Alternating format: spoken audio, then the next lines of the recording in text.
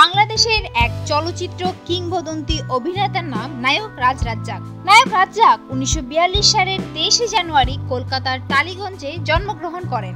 তার বর্তমান বয়স 75 বছর। তার প্রকৃত নাম ছিল আব্দুর রাজ্জাক। টালিগঞ্জের মোল্লাবাড়ির আকবর হোসেন ও মা মিনারুন্নেসার ছোট ছেলে ছিলেন তিনি।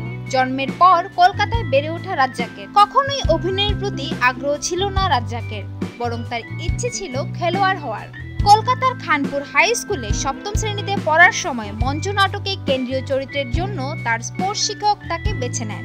অনেকটাই অনিচ্ছাকৃতভাবে শিক্ষকের কথায় তিনি অভিনয় শুরু করেন, কিন্তু আশ্চর্যজনকভাবে তার অভিনয় দেখে সবাই বেশ মুগ্ধ হন।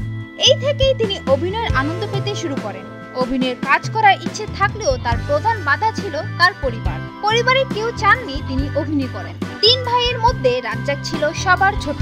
বড় 2 ভাই ব্যবসা করছেন, তাই তাকেও সেটি অনুসরণ করতে হবে, কিন্তু এটি মেনে নিতে পারেননি তিনি। পরে মেজো ভাইয়ের সাহায্যে অভিনয় জগতে আসার সমস্ত সহযোগিতা পান রাজ্জাক। এসএসসি পাশ করার পর রাজ্জাক কিছু অভিনেতার সঙ্গে অভিনয় করা শুরু করেন। নিজের প্রতিভার গুণে ধীরে ধীরে ছোট পর্দার নাটকে অভিনয় করার সুযোগ পেয়ে যান তিনি।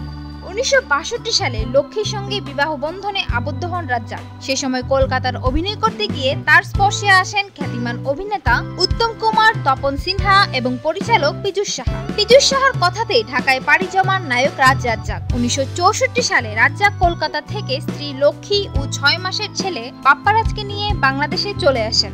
প্রথম দিকে রাজ্জাক তৎকালীন পাকিস্তান টেলিভিশনে ঘরোয়া নামের একটি ধারাবাহিক নাটকে অভিনয় করে দর্শকের কাছে জনপ্রিয় হন। নানা প্রতিকূলতা পেরিয়ে তিনি আব্দুল জব্বার খানের সহযোগিতায় ইকবাল ফিল্মসে কাজ করার সুযোগ পান।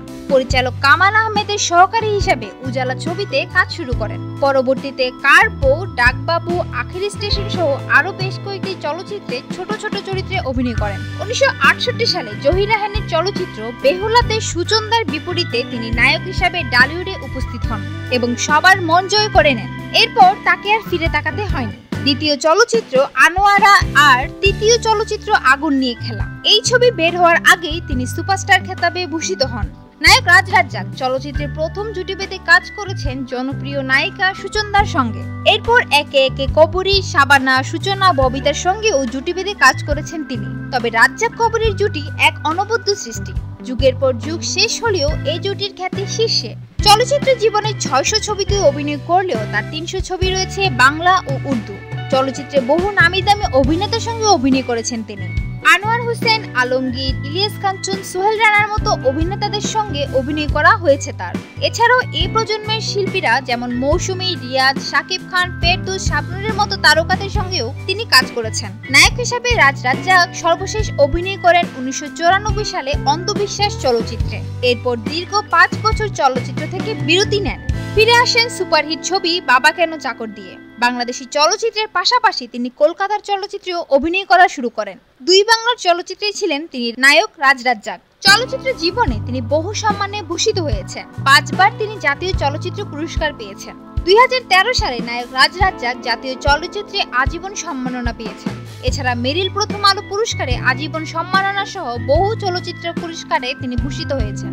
নায়ক রাজ্জাকের উল্লেখযোগ্য কয়েকটি চলচ্চিত্র হলো অবাক পৃথিবী, অলঙ্কার, অবকাশ, অবুঝ মন, আলোর মিছিল, জীবন থেকে নেয়া, আশার আলো, অশিক্ষিত, ছুটির ঘন্টা, 2 পয়সার আলতা, চোখের জলে, ছন্দ হারিয়ে গেল, কাঁচ কাটার হিরে, কে তুমি, মানুষের মন, মাটির ঘর, মায়ার বাঁধন, মধুর মিলন, মনের মতো বউ, রংবাজ, ময়নামতি, নাচের পুতুল, নীল আকাশের নিচে, ওরা 11 জন, নতুন পৃথিবী, অমর প্রেম, পিচ ঢালা পথ, পরিচয়, প্রতিশোধ, পুত্রবধূ, সমাপ্তি, স্বরলিপি, সংসার, বাবা কেন চাকর ও সোনালী আকাশ।